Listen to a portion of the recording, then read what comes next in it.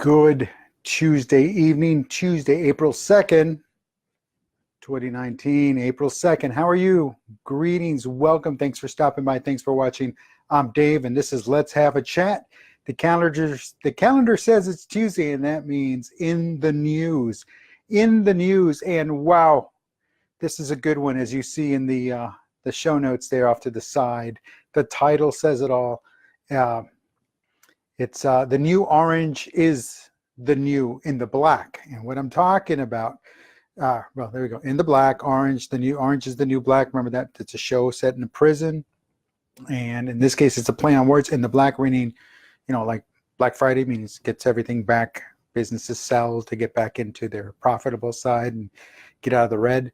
Well, here's what's going on. And this is straight out of Forbes magazine, Forbes.com. ABC News is reporting it. Everybody's just running to get on board with this. So here's what's going on.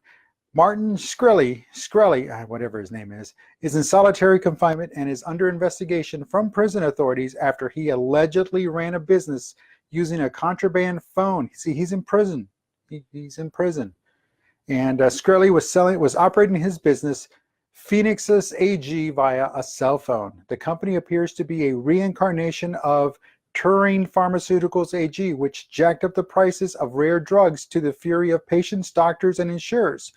In one of the worst examples, Turing increased the cost for a pill for patients with HIV/AIDS from $13.50 to $750.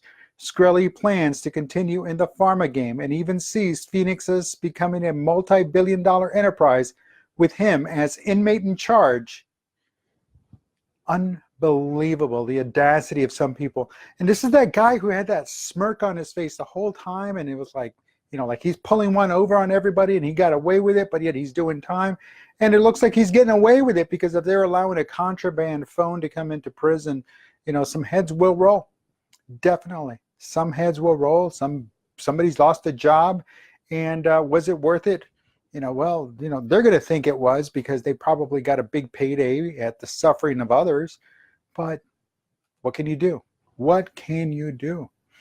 You know, if there's a will, there's a way. Somebody's always going to try to get one over on somebody else. And trust me, I've known this. And we've probably encountered people like this all our lives in some form or another. There's always somebody trying to scam, somebody trying to perpetrate a fraud, somebody trying to just get one over on the other person. And while it's not fair, and sometimes, you know, you take the brunt of it, the thing is that when you get to be in a position of authority, you get to be in a position where you make up your own decisions, you get to be in a position where you get to either associate with individuals like that, or you just disassociate yourself with individuals like that. And you choose the higher ground because, again, enough is enough. And why would you want to center yourself around somebody whose morals, scruples, ethics are in constant question?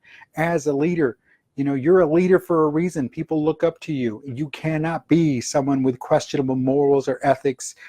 And you can't. Principles, there we go. But, you know, this guy, again, he's doing what he's doing because he's still allowed to do what he's doing. He's not taking his punishment serious. Obviously, he's doing this with impunity. And who wins and who loses? Well, obviously, the people that are getting the money, him in this case, he's winning. And who's losing? Well, everybody else. Everybody else has to fork over the money for the drugs that the pharmacy company that he runs makes. Everybody that's involved in this dispensation, you know, the insurance, the doctors, you know, they can't prescribe that drug, even though it might be the most effective drug for that patient. It just costs way too much, and it's not going to happen. So what's going on? Eventually, somebody will die, and that's probably the beginnings of a class action lawsuit right there. But hey, I'm not a lawyer. I don't play one on TV. And but again, you know where I stand on that.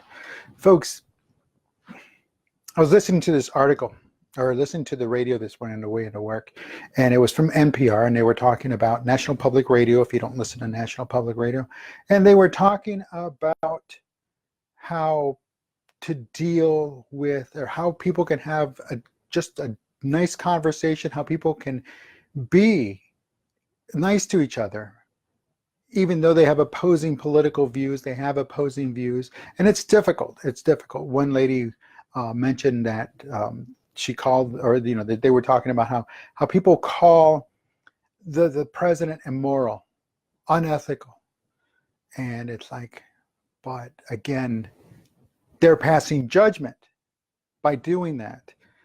And so again, that's why I'm kind of going around here. So bear with me here. Bear with me.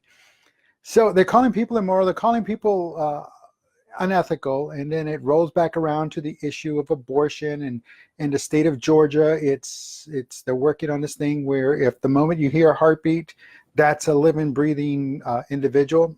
And again, I'm not getting into the politics. I'm just talking about what I heard in NPR. And then they bring in people. It's like, well, if there's a miscarriage, it just didn't happen. It just wasn't going to happen. Somebody's had a miscarriage, and they could be criminally held accountable for criminal action, criminally negligent homicide. Did the mother do everything she was supposed to do? Did she take care of herself? Did she do this? And even then, if she did, they could still hold her criminally on charges, criminal charges, because of the death of the unborn child. So it's two-sided, and we see this, but in some cases it's only one-sided, and the ethics, the morals, and the principles that people live by are skewed, are flawed, and we see that. How do we see that? And again, we base it on the popular standard. We base it on the popular standard that this is the right thing to do, this is the wrong thing to do. It's kind of, it's just the popular standard, or the society's norms. The societal norms that we base everything on, and from there we kind of deviate. But there are just some individuals that are just going to be so one-sided right off the bat, because they don't care about your skin color, they don't care about what you know up here, they don't care about what value you bring to the lives of others. All that they care about is that you're the wrong color, you've used resources, you've brought no value because you have the wrong skin color, or you speak a second language, or you live where you happen to live. And again, getting back to this, and I'm kind of going full circle over and over again, but what I'm talking about is that we need to be careful. We need to understand the society's norms are there for a reason, and then our belief system also needs to challenge those society norms. And is it right or is it wrong that this guy's doing it? Personally, I feel it's wrong that he's running a show out of the penal system, out of the prison system. And is it right? No, it's not right. It's never going to be right, because again, he's making money off the victims that he had the first time. That's the way I see it. But again, somebody else is going to say, well, yeah, he's big business, he's in big pharma, what's he done wrong? Everybody's entitled to make a buck. I get that as well. So it's a double-edged sword, especially for leaders. You have to walk that fine line all the time. Not teetering, not slipping and sliding, not stepping off to the other side. You have to walk that fine line. Why? Because people are looking at you. Those that are with you, those that are against you, and those that haven't decided if they're against you or not, or with you or not. And again, you're always there. So again, keep an eye on the prize, keep going forward. But understand that as a leader, you've chosen to be a leader. You've chosen to be looked up to. You've chosen to be followed. A lot of people are counting on you. So give them what they need, not what they want. Folks, I'm Dave Guerra. I will talk to you tomorrow. Have a great evening.